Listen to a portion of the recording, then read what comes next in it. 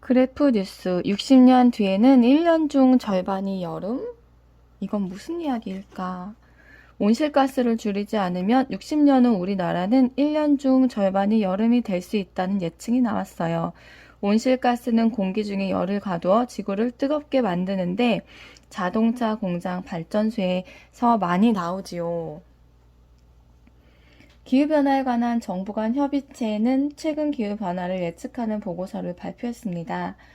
자, IPCC 기후변화에 관한 정부 간 협의체는 전 세계 여러 나라가 모여 지구의 기후변화를 연구하고 이에 대응하는 방법을 고민하는 국제단체예요. 기상청은 IPCC의 보고서를 바탕으로 우리나라의 사계절이 어떻게 변할지 분석했지요. IPCC는 기후변화에 관한 정부 간 협의체를 말합니다. 기상청에 따르면 온실가스가 계속 지금처럼 배출되면 2081년 우리나라는 여름이 170일 동안이나 계속돼요. 지금 현재 2022년은 97일 정도인데 무려 73일이 늘어나는 거죠. 1년은 365일인데 1년의 절반 정도가 여름인 거예요. 2081년 지구의 온도는 지금보다 3.3에서 5.7도씩 높아질 것으로 예상하지요. 여름이 길어지면 너무 더워 일상생활하기 어려워요. 기상청과 기후과학국 기후변화감시과 김정식 과장님은 여름이 길어지면 하루 최고 기온이 33도가 넘는 날인 폭염일도 늘어난다고 했죠. 지금은 1년에 10일 정도가 폭염일인데 온실가스 배출을 줄이지 못하면 89일까지 늘어날 수 있다는 얘기예요. 하지만 온실가스 배출을 많이 줄이면 60년 후 우리나라 여름은 129일까지만 늘어날 것으로 분석됐어요. 여름이 조금 길어지는 건 막을 수 없지만 사계절의 균형을 깨뜨리지 않으려면 지금부터라도 온실가스를 줄이기 위해 최선을 다해야 해요. 자, 이 북극곰 같은데 곰이 하는 말. 태양이 지글지글 타오르는 여름이 길어진다고 온실가스를 빨리 줄여줘.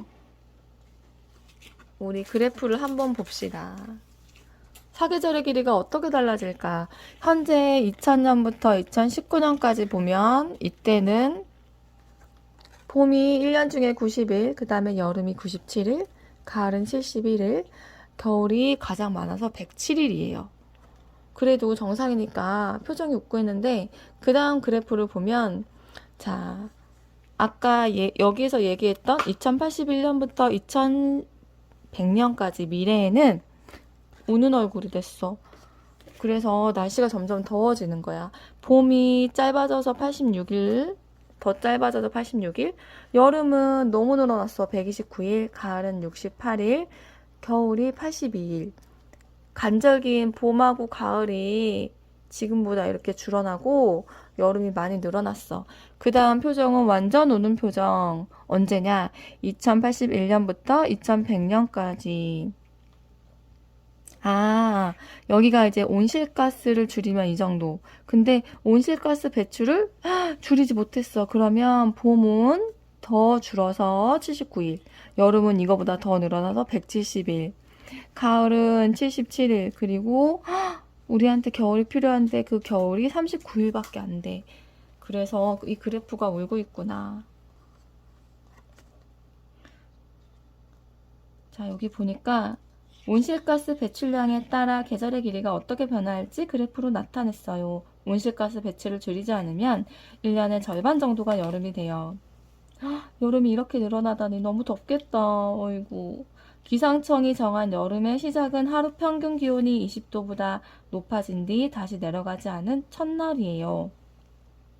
그리고 겨울은 하루 평균 기온이 5도씨보다 내려난 후 내려가고 다시 올라가지 않은 첫날부터이죠. 아, 그렇구나. 우리가 뉴스에서 기상청이 날씨도 얘기해 주는데 그 기상청이 정한 여름의 시작이 보통 평균 기온이 20도보다 높아진 다음에 다시 온도가 내려가지 않은 그 첫날, 그때가 여름의 시작이라고 보는구나. 새로운 사실이었군. 자, 여기는 만화도 있습니다. 수학자 가상 인터뷰.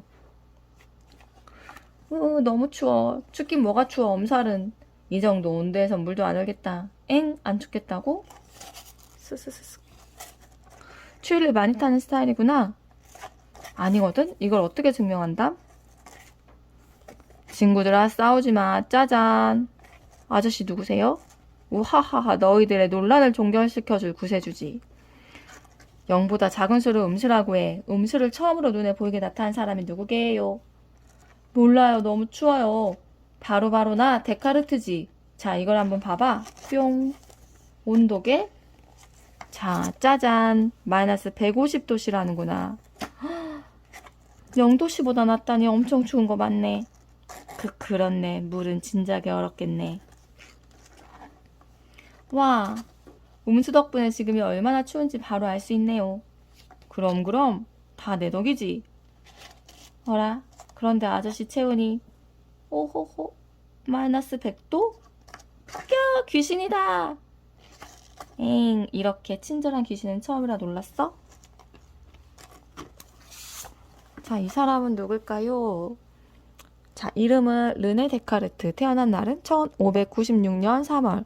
완전 옛날 프랑스에서 태어났습니다. 직업은 수학자, 철학자, 과학자. 데카르트의 취미는 검술, 잠자기, 의심하기. 이 사람의 명언. 나는 생각한다. 그러므로 존재한다. 특이사항. 날씨, 빛을 연구함. 저처럼 침대에서 뒹구는 게 취미라고요? 하하, 치밀하기보다 어릴 때부터 자주 아파서 침대에 오래 누워 있었어요. 침대에서 명상하거나 생각을 깊이 할 수 있었죠. 그 덕분에 창의적인 연구도 할 수 있었고, 계산식에서 모르는 값을 XY 등으로 나타내는 방법, 같은 수를 여러 번 곱하는 거듭 제곱을 숫자 위에 작은 숫자로 표시하는 방법 모두 내가 처음 생각해낸 거란다. 혹시 좌표를 생각해낸 것도 침대에서? 그런 셈이지. 천장에 붙은 파리를 보고 떠오른 생각이거든. 좌표는 평면이나 공간 안에 있는 어떤 점의 위치를 나타내는 수야. 가로, 세로, 칸이 일정한 간격으로 나는 표를 그리고 기준이 되는 곳에서부터 몇 칸 떨어져 있는지 쓰는 거지. 예를 들어 오른쪽으로 4칸, 위로 3칸, 떨어진 점의 위치는 4.3이라고 쓰는 거야. 좌표 덕분에 사람들이 0보다 작은 수인 음수를 받아들였죠? 당시 사람들은 눈에 보이지 않는 음수를 이해하지 못했어. 수는 구체적인 양을 세기 위해 존재한다고 생각했거든. 하지만 내가 좌표에서 0보다 작은 수 앞에 이렇게 마이너스를 붙여 음수를 나타내자 음수가 차츰 인정받기 시작했지. 또 좌표 덕분에 도형을 모두식으로 나타낼 수 있었고, 이후 내비게이션, 로봇, 인공위성과 같은 각종 첨단 기술도 등장할 수 있었지. 수학을 특히 좋아한 이유는 뭐예요? 나는 근대 철학의 아버지라 불릴 정도로 철학을 발전시켰고 의학, 과학도 연구했어. 하지만 수학이 가장 푹 빠졌지. 수학은 정확하고 시간이 흘러도 내용이 달라지지 않는다고 생각했거든. 여러분은 어떤지 궁금하군요. 수학의 매력은 뭐라고 생각하니? 수학의 매력은 무엇일까? 봉이? 몰라? 자, 여기까지. 안녕.